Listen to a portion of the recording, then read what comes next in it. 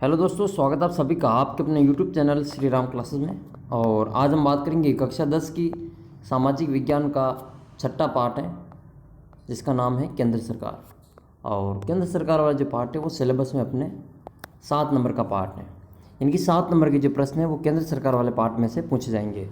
एक 6 नंबर का बड़ा प्रश्न इस पार्ट में से बनेगा। तो आइए वीडियो को शुरू करते हैं। इसके जो अति महत्वपूर्ण प्रश्न है वो देख लेते हैं। पहला प्रश्न है इसका, प्रधानमंत्री को नियुक्त कौन करता है? प्रधानमंत्री को नियुक्त कौन करता है? तो प्रधानमंत्री को नियुक्त राष्ट्रपति करता है। करेक्ट आंसर हो जाएगा इसमें राष्ट्रपति। दूसरा प्रश्न है इसमें, राष्ट्रपति का चुनाव किस पद्धति के आधार पर होता है? तो राष्ट्रपति का जो चुनाव है वो एकल संक्रमणीय मत पद्धति के द्वारा होता है। एकल संक्रमणीय मत पद्धति के द्वारा। अगला प्रश्न है, राज्यसभा का पदेन सभापति कौन होता है? तो राज्यसभा का जो पदेन सभापति हैं वो उपराष्ट्रपति होता है, जैसे कि अभी वर्तमान में जो है वो एम वेंकैया नायडू हैं। नेक्स्ट है, केंद्रीय मंत्रिमंडल की अध्यक्षता कौन करता है? तो केंद्रीय मंत्रिमंडल की अध्यक्षता प्रधानमंत्री करते हैं, यानी कि वर्तमान की बात करें तो नरेंद्र मोदी जी। पांचवा प्रश्न है, संसद में सत्रावसान के में राष्ट्रपति विशेष परिस्थितियों में जो आदेश जारी करते हैं उसे क्या कहते हैं? संसद में सत्रावसान के दौरान जो राष्ट्रपति विशेष परिस्थितियों में जो आदेश जारी करते हैं उसको क्या कहते हैं? तो उसको अध्यादेश कहते हैं। करेक्ट आंसर इसमें अध्यादेश। किस बात में संबंध में उच्चतम न्यायालय और उच्च न्यायालय दोनों के प्रारंभिक क्षेत्राधिकार प्राप्त हैं? तो वो है मौलिक अधिकारों में। अगला प्रश्न है, कम से कम कितने समय तक उच्चतम न्यायालय में वकालत कर चुके भारतीय नागरिक को उच्चतम न्यायालय में न्यायाधीश नियुक्त किया जा सकता है?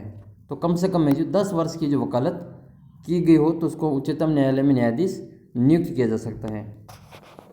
इससे पहले मैंने कक्षा 10 की विज्ञान का जो सभी ऑब्जेक्टिव टाइप के जो क्वेश्चन थे जो बोर्ड एग्जाम्स में आने वाले हैं वो सारे पार्ट के जो ऑब्जेक्टिव क्वेश्चन एक ही वीडियो में मैंने बना रखा है, और लिंक मिलेगा डिस्क्रिप्शन बॉक्स में या फिर ऊपर आई बटन में, या फिर आपको लास्ट में एंड स्क्रीन में इसका लिंक दे दिया जाएगा। आप वहाँ से वो वीडियो देख सकते हैं। आपकी जो 10 नंबर है जो पक्के हो जाएंगे अगर वो वीडियो आप देखते हैं तो। आठवां प्रश्न इसमें, एक बार नियुक्त हो जाने पर उच्चतम न्यायालय का न्यायाधीश कितने वर्ष तक की आयु तक अपने पद पर रह सकता है? तो एक बार नियुक्त होने के बाद उच्चतम न्यायालय का जो सुप्रीम कोर्ट का जो जज होता है वो 65 वर्ष तक की आयु में अपने पद पर बना रह सकता है। नेक्स्ट है, अभिलेख न्यायालय से क्या आशय है? तो अनुच्छेद 129 में सर्वोच्च न्यायालय को अभिलेख न्यायालय का स्थान प्रदान करती हैं। अभिलेख न्यायालय के 2 आशय हैं। प्रथम, इस न्यायालय में निर्णय सब जगह साक्ष्य के रूप में स्वीकार किए जाएंगे। इन्हें किसी भी न्यायालय में प्रस्तुत किए जाने पर उनकी प्रामाणिकता के द्वारा न्यायालय अवमानना के लिए किसी प्रकार के दंड का प्रावधान किया जा सकता है। अब ये प्रश्न इस पाठ के अंदर के प्रश्न हैं जो अति महत्वपूर्ण प्रश्न हैं। सरकार के प्रमुख अंग कौन कौन से हैं? तो सरकार के प्रमुख 3 अंग हैं, व्यवस्थापिका, कार्यपालिका और न्यायपालिका। सरकार किसे कहते हैं? तो सरकार एक राज्य एक भावात्मक अवधारणा है जो एक अमूर्त एवं अदृश्य संस्था होती हैं। इसे मूर्त रूप प्रदान करने वाली संस्था को ही सरकार कहते हैं। तीसरा प्रश्न है, भारत का संवैधानिक प्रधान कौन होता है? तो भारत का जो संवैधानिक प्रधान होता है वो राष्ट्रपति होता है। अभी वर्तमान राष्ट्रपति का नाम है जो आपको कमेंट करना है। भारत के राष्ट्रपति का नाम आपको कमेंट करना है। चौथा प्रश्न है, भारत का वास्तविक प्रधान कौन होता है? तो भारत का जो वास्तविक प्रधान है वो प्रधानमंत्री होता है। मोदी जी अभी वर्तमान में है, मोदी जी प्रधानमंत्री, तो भारत का वास्तविक प्रधान मोदी जी हैं अभी वर्तमान में। पांचवा प्रश्न है, सर्वोच्च न्यायालय के मुख्य न्यायाधीश और अन्य न्यायाधीश को कितना वेतन मिलता है? तो ये अपनी किताब के अनुसार दिया गया है। सर्वोच्च न्यायालय के मुख्य न्यायाधीश को 1 लाख रुपये मासिक और अन्य न्यायाधीशों को 90,000 रुपये मासिक वेतन मिलता है। ये कक्षा 10 की सामाजिक के अनुसार है और नया वेतन है जो बदल चुका है। छठा प्रश्न है, सर्वोच्च न्यायालय में संविधान में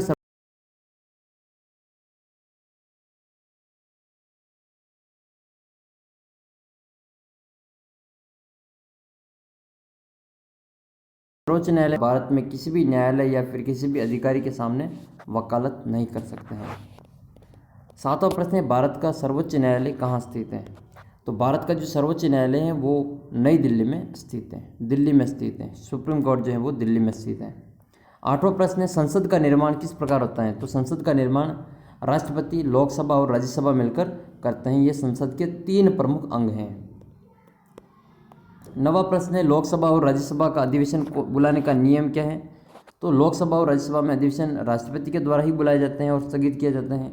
इस संबंध में नियम यह है कि लोकसभा की 2 बैठकों में 6 माह से अधिक का अंतर नहीं होना चाहिए। 10वां प्रश्न है राष्ट्रपति राज्यसभा में कितने सदस्यों को मनोनीत कर सकता है और वे किस प्रकार के व्यक्ति होते हैं। जो राष्ट्रपति होता है वो राज्यसभा में 12 सदस्यों को मनोनीत कर सकता है और ये वो व्यक्ति होते हैं जो कला, साहित्य, विज्ञान, समाज सेवा या खेल के किसी क्षेत्र विशेष में ज्ञान और अनुभव प्रदान प्राप्त होते हैं। 11वां प्रश्न है राष्ट्रपति पर महाभियोग चलाने के लिए संसद सदन में कितने सदस्यों की हस्ताक्षर की आवश्यकता होती है।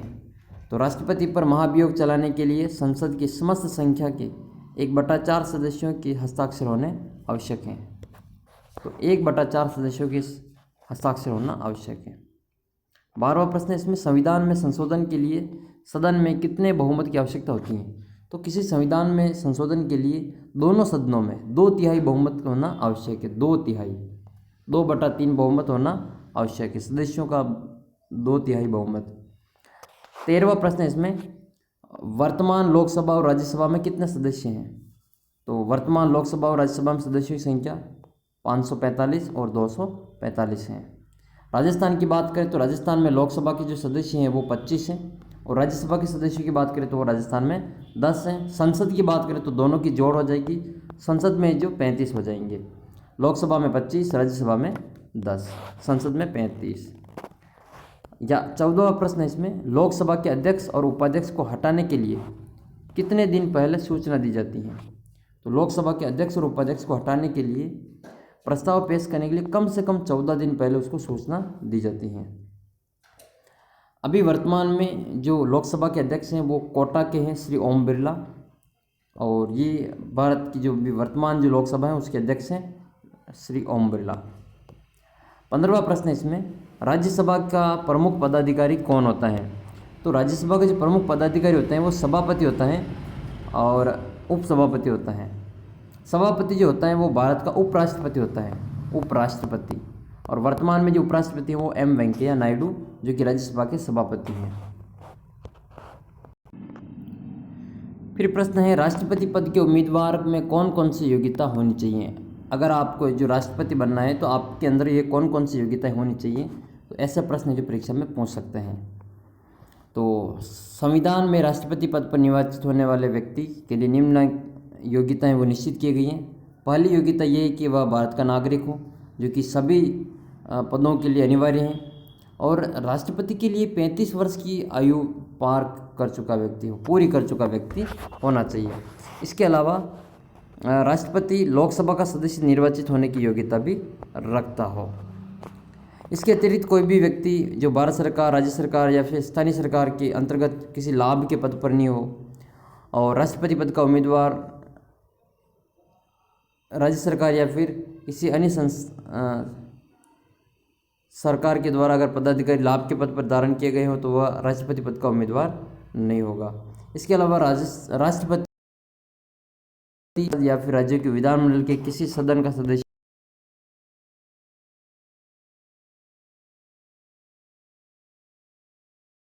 हो, ऐसी जो इनमें योग्यताएं हों, ये प्रमुख इसी राष्ट्रपति की योग्यताएं हैं। अगला प्रश्न है राष्ट्रपति संविधान के कौन कौन से अनुच्छेदों के अंतर्गत आपातकाल की घोषणा कर सकता है। तो राष्ट्रपति जो 3 प्रकार से आपातकाल की घोषणा कर सकता है। संविधान के अनुच्छेद 352 में यह व्यवस्था है कि यदि राष्ट्रपति को यकीन न हो कि देश पर युद्ध या फिर बाहरी आक्रमण या फिर आंतरिक अशांति कायम हो गया हो तो राष्ट्रपति आपातकाल की घोषणा करते हैं। लेकिन 44वें संविधान संशोधन में इसमें थोड़ा सा परिवर्तन किया गया है। इसके अलावा अनुच्छेद 356 के अनुसार राष्ट्रपति को राज्यपाल के प्रतिवेदन पर या फिर अन्य किसी प्रकार से यकीन हो जाए कि ऐसी स्थिति पैदा हो गई कि राज्य का शासन संविधान के बंदों के अनुसार नहीं चलाया जा रहा है, तो वहाँ पर भी जो राज्य के लिए संकट काल की घोषणा हो सकती हैं, और संसद की स्वीकृति के बिना यह घोषणा 2 माह से अधिक अवधि के लिए लागू नहीं रहेगी।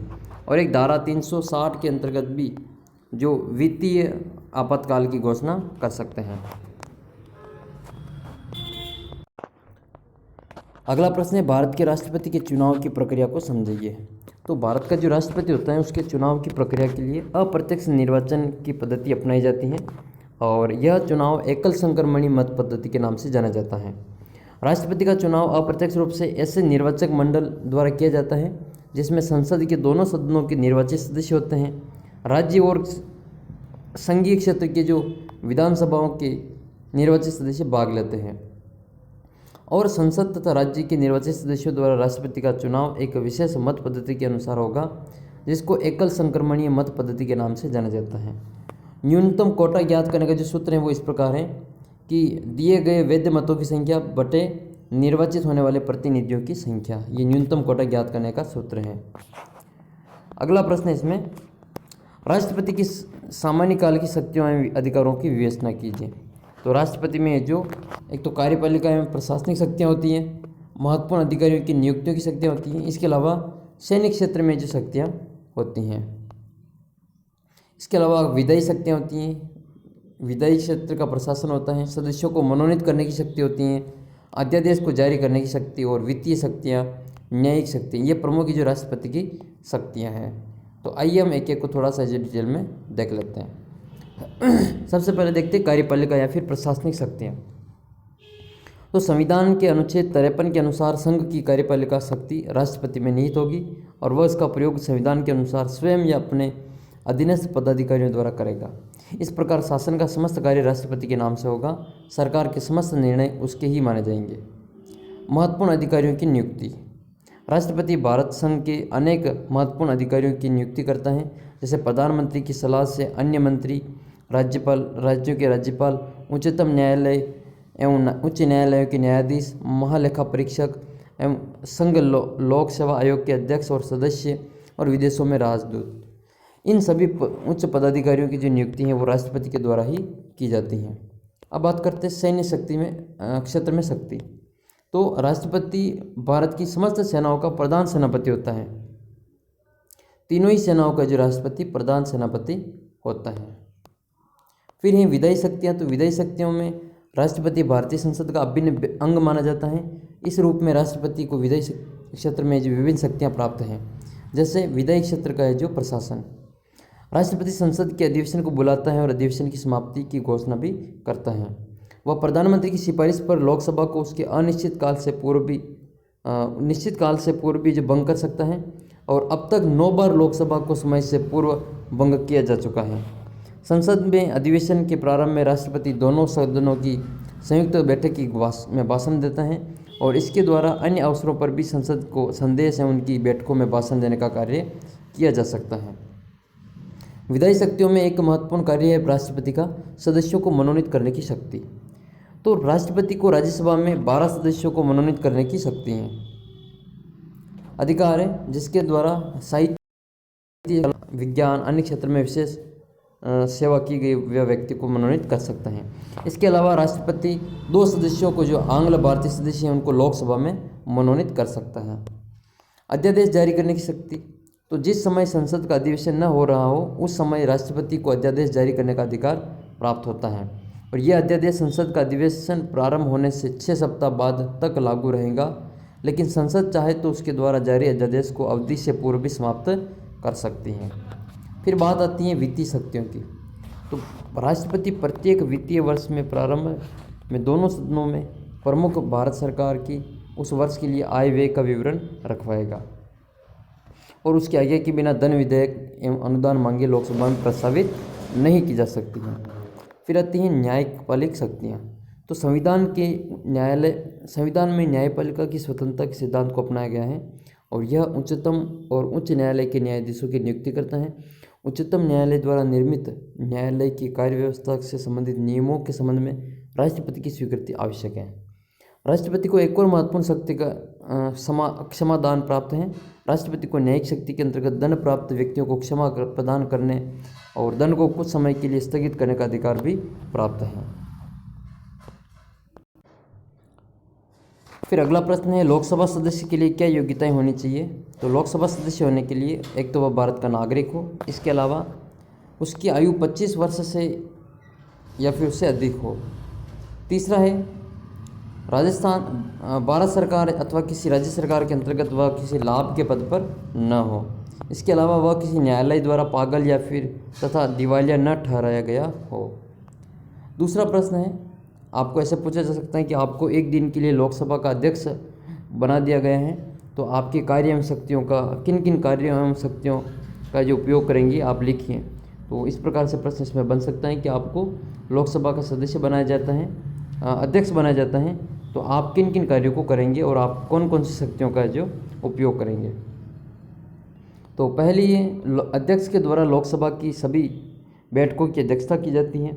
अध्यक्ष होने के नाते उसके द्वारा सदन में शांति व्यवस्था और अनुशासन बनाए रखने का कार्य भी किया जाता है। लोकसभा का समस्त कार्यक्रम कार्यवाही अध्यक्ष के द्वारा ही निश्चित की जाती है। वह सदन के नेता के परामर्श के विभिन्न विषयों के संबंध में वाद विवाद का समय निश्चित कर सकता है। वह सदन की कुछ समितियों का पदेन सभापति होता है। परवर समिति के सभापति को वही नियुक्त करता है। इन समितियों के द्वारा उसके निर्देशन में ही कार्य किया जाता है। अध्यक्ष ही निर्णय करता है कि कोई विधेयक दंड विधेयक है अथवा नहीं। संसद और राष्ट्रपति के बीच सारा पत्र व्यवहार लोकसभा अध्यक्ष के द्वारा ही होता है। अब बात करें राज्यसभा के अधिकार और शक्तियों का, वो वर्णन करना है जो लोकसभा को प्राप्त नहीं है। ऐसी शक्तियों का वर्णन करना है राज्यसभा की जो लोकसभा को प्राप्त नहीं है। तो राज्यसभा को दो ऐसे अधिकार प्राप्त हैं जो लोकसभा को प्राप्त नहीं है, जिनका प्रयोग अकेले राज्यसभा ही करता है। इस प्रकार की शक्तियों का संबंध देश के संघीय ढांचे से है और राज्यसभा को राज्य का एकमात्र प्रतिनिधि होने के नाते निम्न शक्तियाँ प्राप्त हैं। अनुच्छेद 249 के अनुसार राज्यसभा उपस्थित और मतदान में भाग लेने वाले सदस्यों के 2/3 बहुमत से राज्य सूची के किसी विषय को राष्ट्रीय महत्व का विषय घोषित कर सकता है। और एक अनुच्छेद 312 के अनुसार राज्यसभा ही अपने 2/3 बहुमत के प्रस्ताव पास करके नई अखिल भारतीय सेवाएं स्थापित करने का केंद्र सरकार को अधिकार दे सकता है। फिर उपराष्ट्रपति इतने टॉपिक में नहीं है तो इसको नहीं पढ़ना है। अगला प्रश्न है, सर्वोच्च न्यायालय के न्यायाधीश के लिए क्या योग्यताएं होनी चाहिए। तो एक व्यक्ति को अगर संघ का जज बनना है तो उसमें क्या क्या योग्यताएं होनी चाहिए। तो पहले तो है कि वह भारत का नागरिक हो, वह किसी उच्च न्यायालय में 2 या 2 से अधिक न्यायालय में लगातार कम से कम, या फिर किसी उच्च या फिर न्यायालय में लगातार 10 वर्ष से अधिक अधिवक्ता यानी कि वकालत कर चुका हो, या राष्ट्रपति की दृष्टि में कानून की जो अच्छा है जो उच्च कोटि का ज्ञाता हो। तो ये जो 3 योग्यताएं इसमें सर्वोच्च न्यायालय का न्यायाधीश बनने में होनी चाहिए।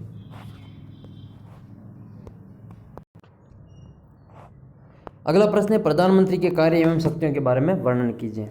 तो यहाँ से प्रश्न बन सकता है कि आपको जो भारत का प्रधानमंत्री बना दिया जाए तो आप जो कौन कौन से कार्य करेंगे, आप किन किन शक्तियों का उपयोग करेंगे। तो प्रश्न बन सकता है यहाँ से, इम्पोर्टेंट प्रश्न ये। प्रधानमंत्री को निम्नलिखित शक्तियाँ प्राप्त हैं। संसदात्मक शासन व्यवस्था में प्रधानमंत्री शासन का वास्तविक प्रधान होता है और उसके नेतृत्व में ही शासन का जो संचालन होता है। सबसे पहले मंत्रिपरिषद का निर्माण। अपना पद ग्रहण करने के बाद प्रधानमंत्री को सर्वप्रथम जो कार्य है वो मंत्रिपरिषद का निर्माण करना होता है। प्रधानमंत्री ही निर्णय करता है कि वैधानिक सीमा के अंतर्गत रहते हुए मंत्रिपरिषद में कितने मंत्री होंगे और कौन कौन मंत्री होंगे। सेकंड नंबर पे आता है मंत्रियों के विभागों का बंटवारा। तो मंत्रियों के विभागों का बंटवारा करते समय भी प्रधानमंत्री स्वविवेक के अनुसार ही कार्य करता है। प्रधानमंत्री द्वारा किए गए अंतिम विभाग विवरण पर साधारणतया कोई आपत्ति नहीं की जाती है। तीसरा है मंत्रिपरिषद का कार्य संचालन। प्रधानमंत्री की बैठकों का नेतृत्व और मंत्रिमंडल की समस्त कार्यवाही का संचालन मंत्रिपरिषद की बैठक उन्हीं विषयों पर विचार किया जाता है जो प्रधानमंत्री कार्यसूची में या फिर एजेंडा में रखते हैं। चौथा कार्य है शासन के विभिन्न विभागों का समन्वय। प्रधानमंत्री शासन के समस्त विभागों का समन्वय स्थापित करता है जिससे समस्त शासन एक इकाई के रूप में कार्य कर सकें। लोकसभा का नेता। प्रधानमंत्री संसद का मुख्यतः लोकसभा का नेता होता है। कानून निर्माण के समस्त कार्य प्रधानमंत्री ही नेतृत्व प्रदान करता है। वार्षिक बजट सहित सभी सरकारी विधेयक उसकी निर्देशानुसार ही तैयार किए जाते हैं। फिर ये राष्ट्रपति और मंत्रिमंडल के बीच संबंध स्थापित करता। सार्वजनिक महत्व के मामलों में राष्ट्र के प्रधान से केवल प्रधानमंत्री के माध्यम से ही संपर्क किया जा सकता है। वही राष्ट्रपति को मंत्रिमंडल के निश्चयों से परिचित कराता है और वही राष्ट्रपति के परामर्श को मंत्रिमंडल तक भी पहुंचाता है। विभिन्न पद प्रदान करना। संविधान द्वारा राष्ट्रपति को जिन उच्च पदाधिकारियों की नियुक्ति का अधिकार दिया है, व्यवहार में उनकी नियुक्ति राष्ट्रपति स्वविवेक से नहीं करता है बल्कि प्रधानमंत्री के परामर्श के द्वारा ही करता है। अगला प्रश्न है राज्यसभा का गठन। राज्यसभा के सदस्यों की योग्यता और कार्यकाल के बारे में लिखिए। तो भारतीय संसद में जो राज्यसभा है वो संसद का द्वितीय सदन है, जिसको हम उच्च सदन के नाम से भी जानते हैं।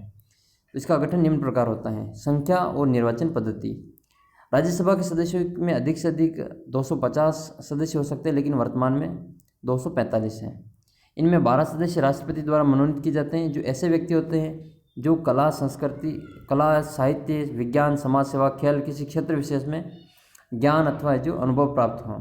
शेष सदस्य संघ की इकाइयों का प्रतिनिधित्व करते हैं। वे जनता द्वारा निर्वाचित न होकर अप्रत्यक्ष रूप से निर्वाचित होते हैं। इन सदस्यों का चुनाव आनुपातिक प्रतिनिधित्व की एकल संक्रमणी पद्धति के अनुसार संघ के विभिन्न राज्यों और क्षेत्रीय विधानसभाओं के सदस्यों द्वारा किया जाता है। योग्यता की बात करें तो राज्यसभा के सदस्यों के लिए वही योग्यता है जो लोकसभा के सदस्यों के लिए है, किंतु जो आयु है उसमें 25 वर्ष की अपेक्षा है जो 30 वर्ष रखी गई है। यानी कि राज्यसभा का सदस्य बनने के लिए व्यक्ति की जो आयु है वो 30 वर्ष होनी चाहिए। सदस्यों का कार्यकाल। राज्यसभा एक अस्थायी सदन है, परमानेंट सदन है, हाउस है ये, जो कभी भी भंग नहीं होता है। इसके सदस्यों का कार्यकाल 6 वर्ष होता है और राज्यसभा के 1/3 जो सदस्य हैं वो प्रति 2 वर्ष में सेवानिवृत्त हो जाते हैं।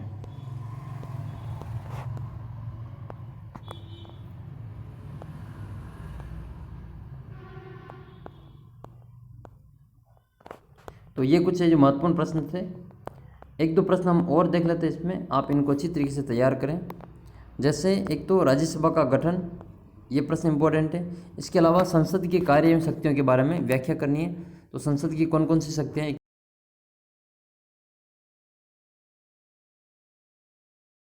तो विधायी और निर्वाचन संबंधी शक्तियाँ। लोकसभा की शक्तियाँ हैं, इनके अधिकार के बारे में भी आपको जो पता होना चाहिए, ये भी इंपॉर्टेंट प्रश्न यहाँ से प्रश्न बन सकता है। और राज्यसभा की कार्य एवं शक्तियों के बारे में वर्णन करना है। तो इन प्रश्नों को आप अच्छी तरीके से अपनी किताब में तैयार करें। जल्दी मिलते हैं अगले वीडियो में। बोर्ड एग्जाम तक आपको ऐसे ही इंपॉर्टेंट प्रश्न मिलते रहेंगे। आप चैनल के साथ बने रहें, वीडियो को अधिक से अधिक शेयर जरूर करें और अभी तक आपने जो चैनल को सब्सक्राइब नहीं किया तो जरूर से चैनल को सब्सक्राइब कर लें। जल्दी मिलते हैं अगले वीडियो में, तब तक जय हिंद, जय भारत।